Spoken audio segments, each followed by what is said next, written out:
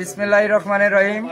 বাংলাদেশ জাতীয়তাবাদী দল বিএনপির ৯ নম্বর ওয়ার্ডের যে সার্চ কমিটি এবং কর্মী ছাঁটাই বাছাই পূর্বে আজকে অনুষ্ঠান হবার কথা ছিল, কিন্তু দুঃখের বিষয় হলো এই যে বিএনপির সার্চ কমিটিতে যারা এখানে সদস্য ছিল তাদেরকে কিন্তু না বলে চোরের মতো আজকের এই কর্মী যাচাই বাছাইটা কিন্তু ওনারা করতে চেয়েছিল।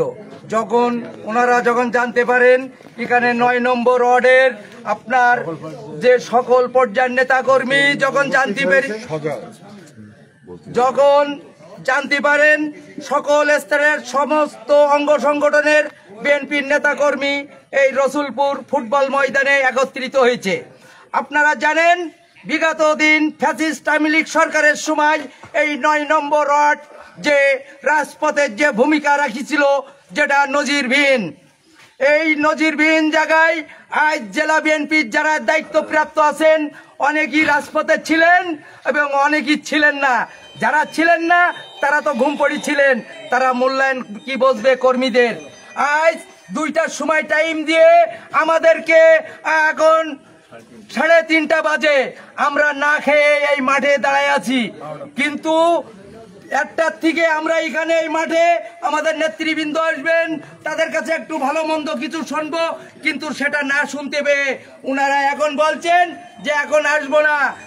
বিএনপির কর্মীরা কি এতই নিম্ন পর্যায়ে পৌঁছাই গেছে যে আওয়ামী লীগের যারা দোষর ছিল তাদের দিয়ে চুরি করে এই কমিটি দিতে চাইছিল, কিন্তু যারা রাজপথের পরিচিত কর্মী যখন জানতে পারে তখন কিন্তু আমরা একত্রিত হয়েছি।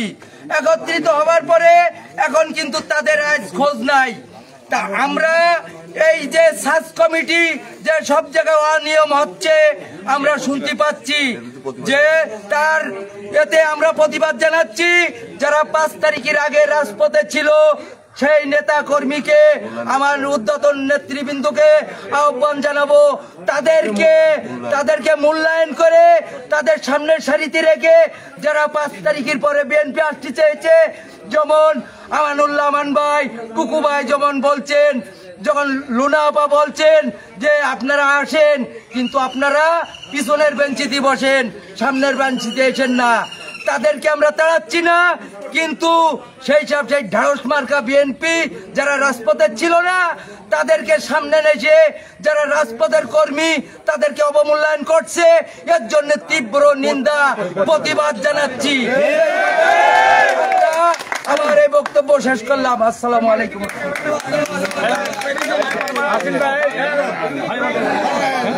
আপনারা শুনছিলেন এই যে